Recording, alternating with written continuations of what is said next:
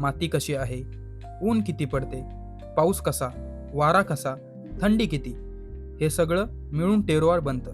म्हणूनच एकाच द्राक्षापासून बनलेली वाईन डोंगरात वेगळी लागते, मैदानात वेगळी लागते, समुद्राजवळ अजून वेगळी लागते. गावातल्या उदाहरणाने सांगायचं झालं तर एकच भाजी पण माती बदललेली की चव बदलते. वाईन सुद्धा तसंच आहे. आता मी तुम्हाला एक उदाहरण देतो. फ्रान्समध्ये थंड हवामान आणि हलका उन्हाचा वापर असतो. माती लाईमस्टोन किंवा रॉकी असते, त्याच्यामुळे वाईन पिकण्यावरती परिणाम असा होतो, स्लो रायपनिंग, सटल फ्लेवर्स आणि एलिगंट वाईन येते.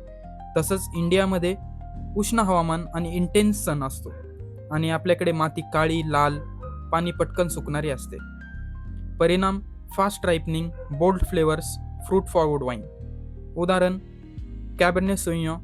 फ्रान्समध्ये त्या वाईनमधून black currant, herbs, high acidity, tight tannins अशी एक चव भेटते आपल्याला.